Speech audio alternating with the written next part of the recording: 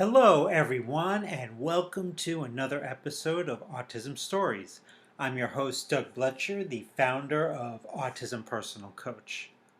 Autistic people are the true experts of the autistic experience, and Autism Stories is where we interview autistic people to learn from their stories, experiences, and get their advice.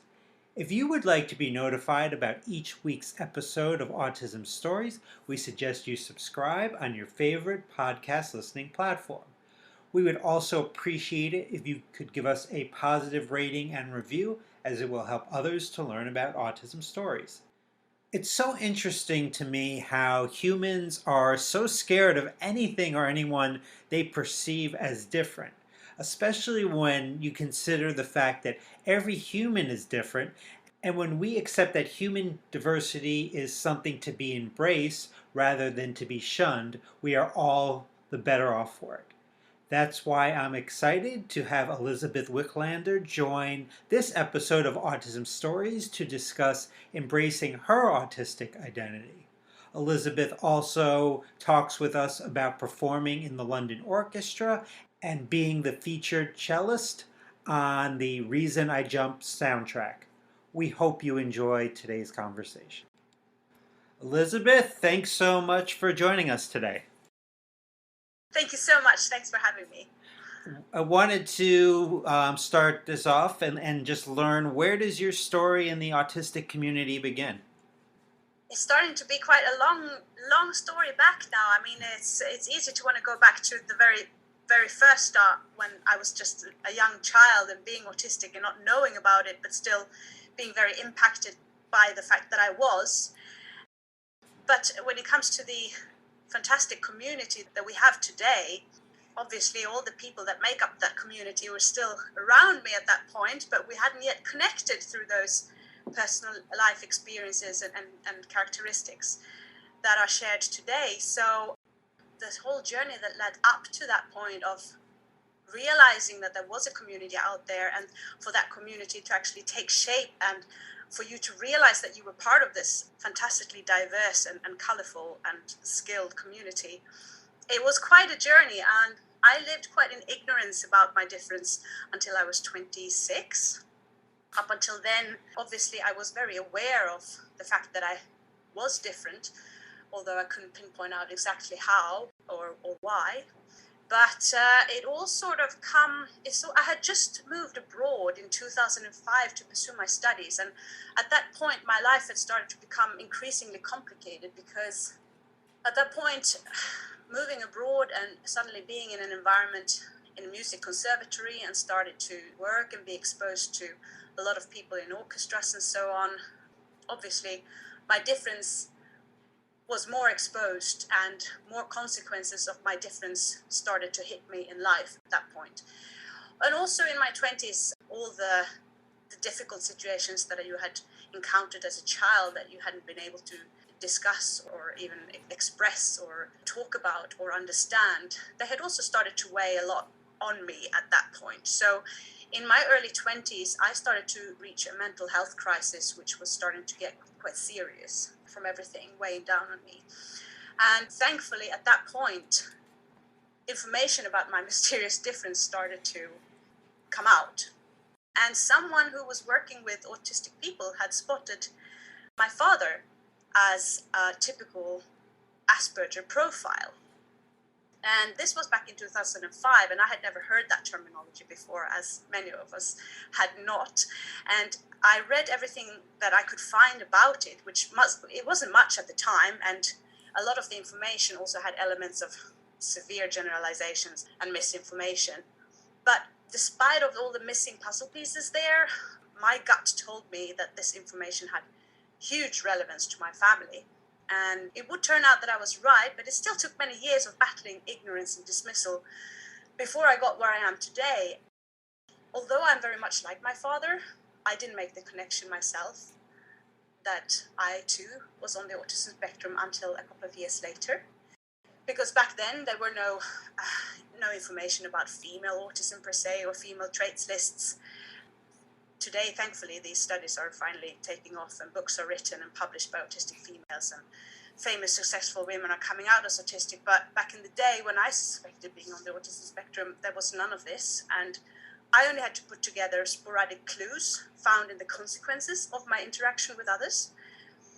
And my partner had just undergone a brain surgery at the time and was in a very vulnerable state. He wasn't able to compensate for or have patience with any of my quirks. So the traits that I possessed that were seemingly to him unusual and that caused friction between us, they were suddenly, in that situation, just brutally listed to me, which was confusing and shocking. But I was doing the washing up one night and I was contemplating all that had been said to me. And suddenly I just saw the connection between these traits because of the previous encounter in regards to my father. So I just suddenly left everything I was doing and I went to investigate further. And thankfully at that point, only a few years later, books about being in a relationship with an autistic partner, almost always portrayed by a man, had been published. And the experience there described and mirrored my experiences in relationships down to the very last detail all throughout the books. And that is how I realized that I was autistic. But so many women, they have their struggles dismissed and unrecognized because of the blunt diagnostic criteria, where unfortunately then and still to this day are often tailor-made for the cisgender white middle-aged male.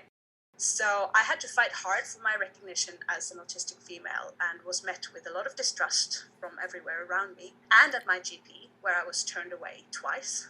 Being absolutely convinced that this was what was going on, because no books could just be so pinpointly detailed, mirroring your experience the way they were. There was just, logically, I was completely convinced that this was the matter. So in order to get them to listen to me, I collected all of the material that I had read, and I had made underlinings everywhere in the books. I collected a huge folder of articles I printed, and then they too had highlighting everywhere throughout. And I brought them on my third attempt to my GP, and on his desk there was a sad little printout of Asperger's syndrome from the Wikipedia. And it was at that point only half a page long. And next to this, I just dumped this backpack of books and papers, and I said to him, look, I have read all of this, I relate to all of this, and I need to have an autism assessment now. And this time it worked, so I was being given a referral. But back then, just as it is unfortunately today now, there was a long time to wait, and I was told it was going to be at least 8 months until I would be referred to anyone at the earliest. And because my life was in a serious crisis at the moment, 8 months wasn't going to cut it. It wasn't going to do it for me. So instead, I was referred to a private practice and an Asperger's expert who worked with couples where one partner was autistic. And by him, almost instantly, I was identified as autistic with the two labels Asperger's syndrome and pervasive developmental disorder not otherwise specified. So this was in 2008, and I think these labels are both outdated today, but still unofficially in use. But it would still take until 2015 before I disclosed this publicly and truly discovered my community. But that's a whole other story that takes us somewhere else. But in 2015, I was ready to embrace myself, just who I was. That is where I started to open up about who I was. And through that, a lot of people connected back to me who could relate to my experiences. And that's when I started to discover that this community, that first of all, that I had a community, and that they were actually all around me, disguised, just hidden in plain sight all around me in my immediate sphere. But I was also being contacted by people from all over the globe, because I started quite early on to talk in media about this, and people found me on the internet and reached out. Yeah, that's pretty much how the story went. Now, you were talking about how you had a mental health crisis in your 20s, and this was before you realized that you were autistic.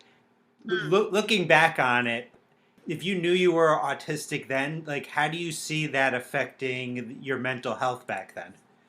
It would have been absolutely, completely a game changer all through and through. Because now I realized that I was disabled by circumstances rather than a product of nature. You know, if you Google Asperger's syndrome or PDD NOS now, what you are being bombarded with is very negative and off-putting terminology about you. And this is what I had shoved down my throat. And what else could you think but you were an abnormal and deficient human being? So I tried to correct myself in order to, be what was expected of me, the neurotypical expectations, thinking that that was the right way to be. And obviously, well, it was very treacherous because at first, I was very successful at doing this because I had the tools. I realized what my difference was. I could compare my difference to others, and I could find strategies on how to bridge that difference. The only problem with doing that was that I burnt myself out completely, and I experienced something called autistic burnout, which I didn't know what it was then. The health professionals didn't know what that was then. And even worse, my surrounding didn't know what was happening to me, and I was ostracized by them. So I actually, thinking that I had found success for myself, I created a mental health crisis, which was the worst one that I've actually ever had in my entire life, by trying to be something that I was not and going against my natural calibration, thinking that was the road to acceptance and success. Now I understand that my main issue all the time has been ignorance, both from myself and my surrounding. And my real medicine, which is truly helping me to flourish as a human being, is to educate my environment about these cognitive differences and to accept and embrace them as a natural part of human diversity and celebrate them. Now, for almost a decade now, you have been a cellist for the London Orchestra. What is it about the cello that made you want to continue to play this instrument and eventually lead to a career? I was always exposed to music from the moment I was born, actually. My father played on a cassette tape in the delivery room Bach's Brandenburg Concerto No. 5 when I was 10 minutes old. But my parents are both musicians, and as a child, my father would sometimes perform with a cellist called Guido Vecchi, who was the former cello soloist of the Gothenburg Symphony Orchestra. And once when Guido was leaving our house, he found me outside on the steps pretending to play cello with two sticks and said to my parents that she should play the cello. My parents had actually put me in a queue to play the violin, but this made them change their minds, and Guido arranged for me to start playing the cello according to something which is called the Suzuki method when I was 3 years old. So since then, I have just been playing, and music has always been a natural part of my upbringing. I was inspired by my parents and from playing with my father, and I was constantly surrounded by other musicians and concerts and music making. I did have other interests too, and I remember I had a period when I was just about to make a choice of what to study in school, and I was quite keen on going for nature science, but in the end, music always won. And I started the music gymnasium, and I think my path at that point of going to the music conservatory, study abroad and pursue a career was pretty clear and laid out for me at that point. I loved it, and it was an environment which I knew and I was familiar with, despite it often being also challenging with pressure and exposure and stage fright. But I've always been a very stubborn person, and when I just decide that I want to know something or do something, I just find a way to try to do it. Unfortunately, at that point, there was also another aspect to this sort of determination and fighting spirit that I've always had. Back then, having experienced a lot of bullying and exclusion in my upbringing and throughout elementary school and such, I didn't always feel accepted for who I was. But because I was always academically quite successful and good at playing the cello, I connected a lot of those skills with my self-worth and found that the only way I was going to gain acceptance from my surrounding was if I was really good at something. So I put a lot of pressure on myself with this and not allowing myself to fail at anything, because there was a lot of stake for me when it came to success. Thankfully, nowadays, I have been able to let go of that because I've found my self-worth already in myself and who I am, and not because of only what I achieve. So, but that was very much driving forces when I was young in terms of pursuing a musical career, not just because I loved music, because it was also really important for me to succeed at what I was doing. You mentioned that in 2015 you disclosed publicly that you're autistic, and that was a Mm. few years after you began with the London Orchestra. How did that affect your work with the London Orchestra? Let's just say, trying to get by as an autistic individual when hardly anyone knows that you are autistic, it makes interpersonal relationships very difficult. Although my disclosure was a culmination of years of development, the orchestra environment was a powerful catalyst to that disclosure. It became crystal clear to me that masking was not a concept that was going to work in the long run, especially not in a socially tight and complex environment such as an orchestra, which toured all the time and with everyone living in each other's pockets. Well, I experienced a lot of distressful and psychologically challenging situations at my workplace, which at some point for me reached critical levels. And I was just trying too hard to be neurotypical when I wasn't. And I think it created a lot of confusion. I realized that masking is a really oppressive way of living, that it's a harmful coping mechanism that brings people to their knees in burnouts, and it robs you of your identity, it erodes your mental health, it fuels depression and intense anxiety. And also, having learned neurotypical skills, it didn't make me less autistic. It just made me very good at speaking a foreign language. It didn't teach other people anything about who I was, what I needed, tolerance or appreciations of the skills that I already possessed. Nor did it build genuine relationships. And that was sort of like the pinpoint in all of this. And I realized that the only way there was going to be any chance of success in my life with, anything social, it was a two-way approach where I had to tell everyone I was autistic and live by showing what that meant. It was either that or just throw in the towel and give up on my life, basically. So from the 2nd of April in 2015, I have advocated publicly. And at my workplace, I think a lot of answers were revealed, although many didn't yet know exactly what me being autistic meant in practice. There was mistrust still lingering, but that diminished and soon went completely quiet as support rose. And I started to appear in high-profile media situations and make a name for myself. Now, when I'm an internationally appreciated advocate, I have gained respect and friendships everywhere in my work environment. And I don't think it's just because of my personal success. I would give my colleagues more benefit than that. But I think genuinely that it is because both I am and autism is better understood. That's what I think. I still encounter difficult situations, but nowadays they are not so common and they almost always arise from ignorance rather than malintent. So I am close to many of my colleagues and I have managers who are very supportive. So conclusively, the major difference has been social.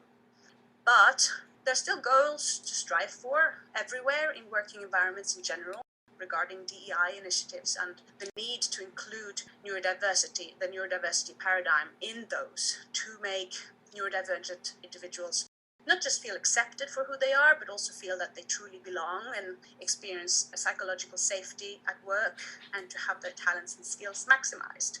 I think these are areas where society in general can find a lot of growth.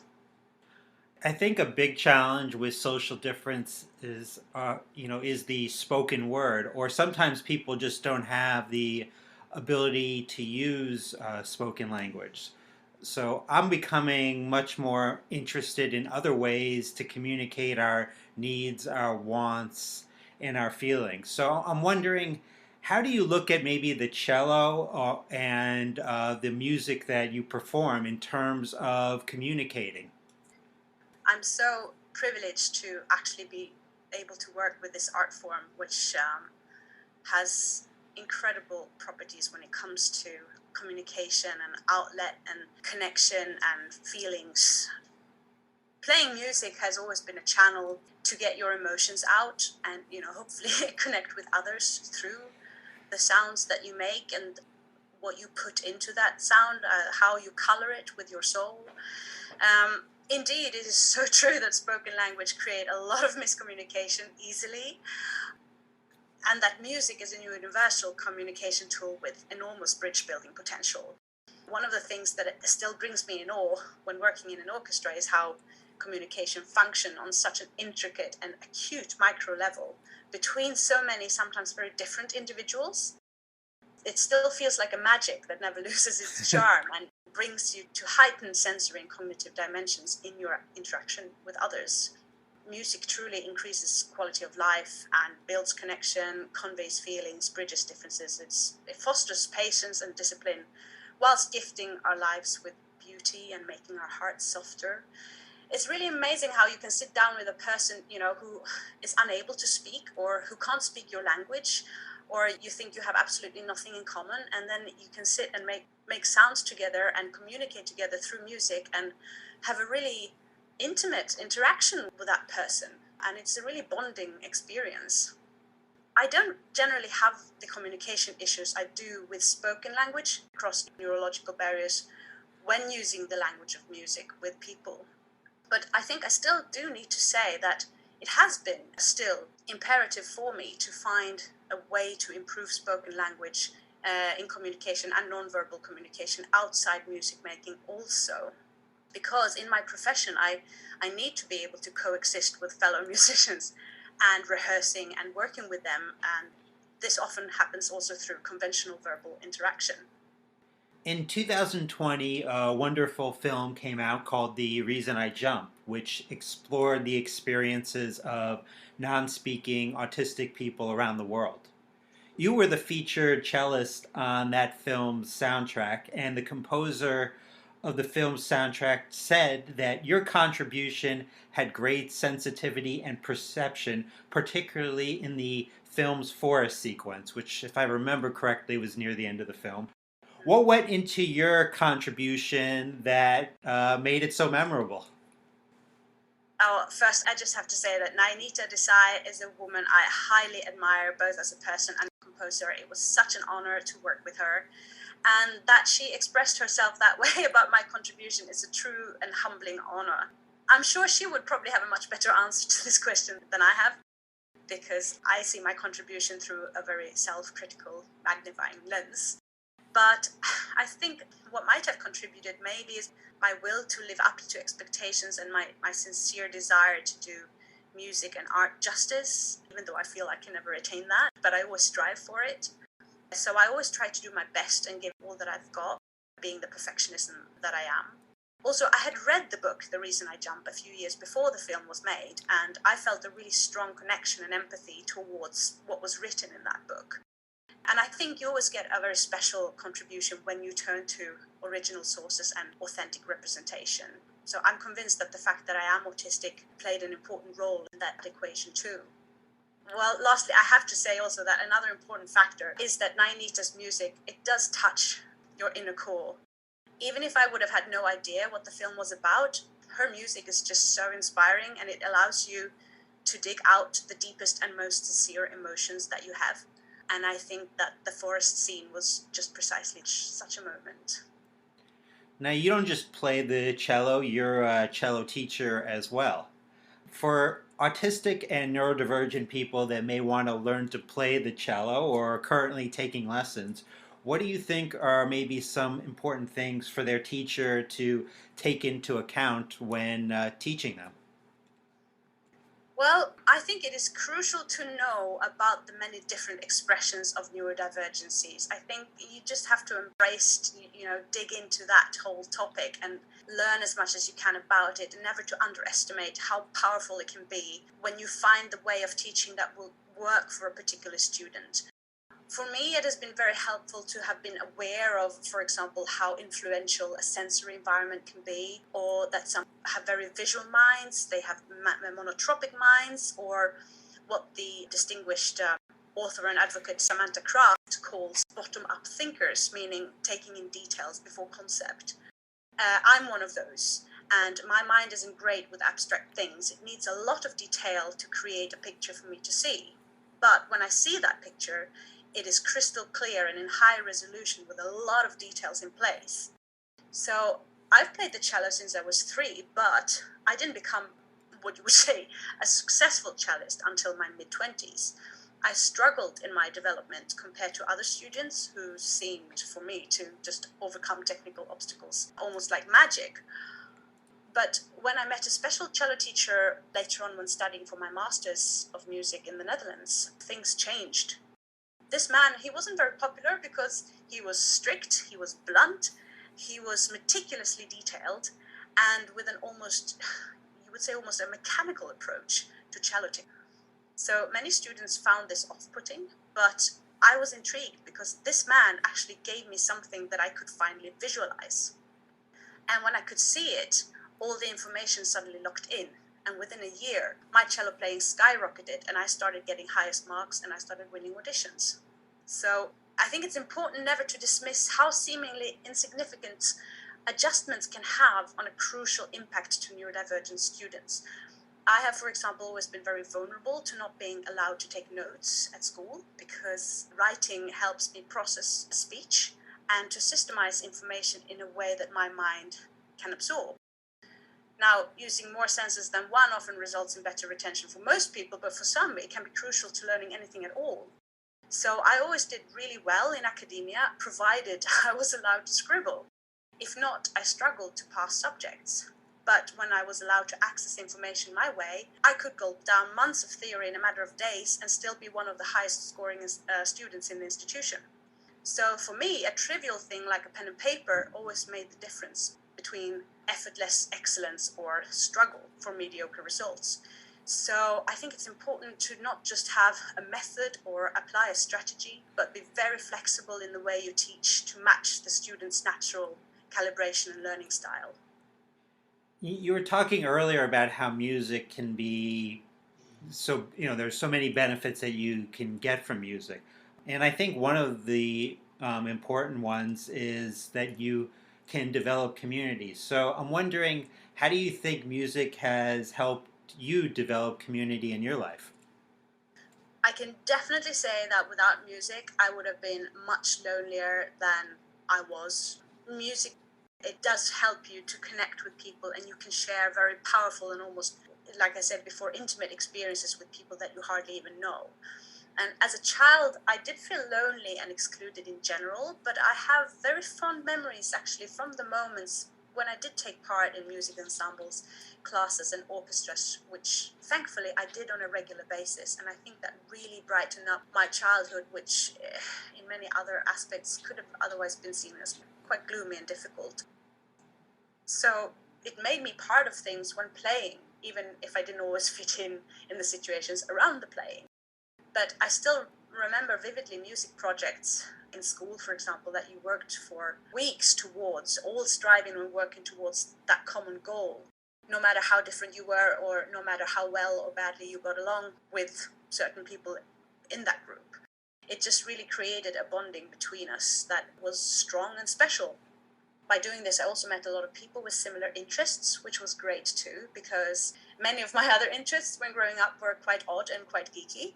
So now, actually, in the last couple of years, I've after having been abroad for 16 years and returned to Sweden, my native Sweden, I've reconnected with some of the people I got to learn to know through music when I was young. And to my surprise, the bond is still very strong despite a good 20-year gap. So though the music world challenged me a lot as an adult and mercilessly put my difference in a spotlight, I can today appreciate the transformation that it partly instigated. So going from grappling with the task of understanding who I was to eventually becoming formally identified as autistic, embracing myself as disordered and trying to correct myself, and then finally rejecting this approach and coming out, embracing my authenticity and reclaiming my dignity without having to mimic neurotypical behavior. It has all been partially catapulted by the socially challenging circumstances of working in big orchestras. But today I can say that it does give me great pleasure to be part of a band such as the London Philharmonic Orchestra and to have found true purpose and true friends there. But I still think I want to underscore the importance of understanding who I am, and also for my musicianship and for the journey of understanding how I learned to play the cello so that I could become a cellist. It has furthermore been important also for the musician that I am, to know how I work and how I relate to and communicate with other musicians. So for me, self-exploration as an autistic individual was what truly helped me build a community on a solid foundation, both within and outside the music world. I think music itself, though as powerful as it is, couldn't do it alone, but it has undoubtedly played a very important part in that pursuit and in that goal. Now, I get the honor of talking to autistic people from around the world like yourself. And you were just mentioning how you returned to Sweden. So I was wondering, what do you see the autistic experience like in Sweden? Where is the education at? And where do you see like where things need gaps in support, particularly for adults? Or I guess my answer is the same as everywhere, that we need improvements everywhere. You can pick any topic off the shelf, and there's lots of work to do. Now, having spent all this time in the UK, I have to say that the UK has come a real long way with this. I mean, the UK even had one of the first autism-specific legislations through the Autism Act of 2009. There are also really big organizations, a lot of people and advocates on the front lines, with the neurodiversity paradigm as their guiding star, which I think is absolutely brilliant, which I have not really quite felt the same way here in Sweden. I feel like we're a little bit behind maybe with those sort of, maybe not with the information about autism per se, but maybe in the whole attitudinal approach towards these differences. I feel that we're using more medical language in Sweden which has been much more challenged in the UK, where autistic people themselves have proclaimed that we do not want to refer ourselves as this or that, or we prefer to call ourselves autistic rather than saying we have autism, etc. So, yes, I think in Sweden, if we could also find that mind shift about cognitive differences, because I think that the initial sort of feel and attitude towards it, I think it is appreciative in many ways in Sweden, but the language doesn't really reflect that yet. And I think that language does very much reflect our attitudes towards something. So I think maybe without meaning it, we're a little bit setting us back here by not trying to change to use a more appreciative language around these things, so that we can make it easier for people to disclose and be proud of who they are, and also to break the stigma about these things. Now, beyond music, you've done some really important advocacy work for the autistic and neurodivergent community over the years. You had a TED Talk and are a cultural ambassador for the National Autistic Society in the UK. What are some of the key messages you try to get across in your advocacy work? It's hard to pick which ones to mention here, but let's just start and see where we go. I first of all believe that the new understandings that neurodiversity offers are bursting with possibility for us, that it's going to play a crucial part in our pursuit of societal goals, minimizing injustices, reaching greater inclusion, and extracting maximum benefit out of human talent. And like I just said about Sweden there, I think the language does reflect our attitudes towards something, and that we need to avoid terminology from the medical model whenever you can, to give us a more positive and appreciative language around cognitive differences, which would help encourage disclosure. And I believe that disclosure is a key ingredient to normalize these differences and removing the stigmas around them. I also believe that an important part in accelerating the mind shift we need is to make original sources and neurodivergent advocates the primary source of information, because through their testimonies we can truly change attitudes, raise tolerance barriers, and challenge bias. People who speak about us from an outside perspective can, of course, bring valuable input too, and should not be dismissed, but it should never replace the authentic autistic testimony. And I want the neurodiversity paradigm to be our guiding star, suggesting that neurodivergencies are a natural and valuable form of human diversity, just as we can differ in ethnicity, gender identity, culture, or sexual orientation, whatever. This doesn't have to undermine impairments or real struggles for people who do live under challenging circumstances, because obviously they exist. And it is not about lifting a disability label from the autistic community, because there are certainly needs which must be better addressed, much better understood, and certainly better accommodated for. What I think it's rather about including autistic people who are disadvantaged by circumstances rather than how they are born to the big picture. So what I'm talking about is the medical and the social models of disability, which are, I believe, both applicable and relevant to the autistic community. But they are like two different toolboxes, and tools, they work best for the task they are designed for. The medical model, which is a deficit-oriented model, is what now dominates our views and language around autism. But it does indeed have a really important purpose in offering medical intervention on an objective basis, which is crucial for some to have a full quality of life. But for many of us, for me, for example, the fundamental problem isn't medical. And if you use a hammer on a screw, you won't get the desired result, and you risk damaging the screw. And I think that this is what having the medical model as default is doing to people like myself. We confuse individuals who need medical intervention to increase quality of life with people who already reach that quality without intervention through acceptance. So I see so many times, and experienced it myself, that healthy autistics are treated as if they're disordered, then becoming ill from being forced to assimilate to something they're not calibrated for, sometimes to the point of self-destruction, when having our issues attributed to the fact that we are autistic. So many of our issues are not because we are autistic, but because we're an oppressed and underrepresented group of people with no or adequate services to help us. So I think by catering for cognitive diversity so that everyone gains acceptance, understanding, and a more equal shot at things in life, we could eradicate a huge chunk of the injustices and mental health issues that we find in the autistic community. And we need to broaden the framework when talking about cognitive differences and make the social model of disability default, the one which actually correlates with the neurodiversity paradigm. So everyone will benefit from a more accommodating society. And for those whose needs still aren't sufficiently met by this, a medical approach is more likely to, in those cases, successfully serve its true purpose and be helpful rather than detrimental. So conclusively, I think people don't have to become experts on neurodivergent profiles, but we do need a shift in attitude that challenges bias and raise tolerance barriers to different thinking and communication styles.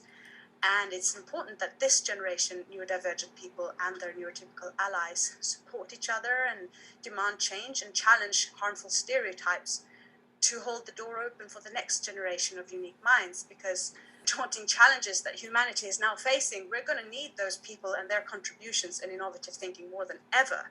So we must lift invisible barriers in social construct and use strength-based approaches to prevent their important contributions to get lost in conformity.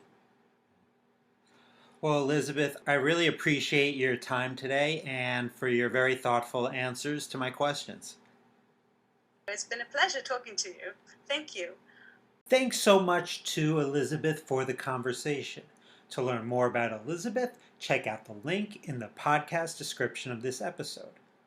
I always love when we have people like Elisabeth here on Autism Stories that talk about how important it was to accept and embrace their autistic identity, and when they did, life only got better for them. That's something we support so many of our clients with at Autism Personal Coach. If you're interested in embracing your autistic identity and applying this knowledge to your life, you can book a free call with me today to learn how Autism Personal Coach can help guide you in this area. A link for the free call can be found in the podcast description of this episode. I hope you enjoyed this episode of Autism Stories, and if you did, if you could tell a friend, foe, or anyone you know about it so they could have the same enjoyable experience as you when listening to Autism Stories, it would be very much appreciated. On the next episode of Autism Stories, we will discuss a conference for autistic adults.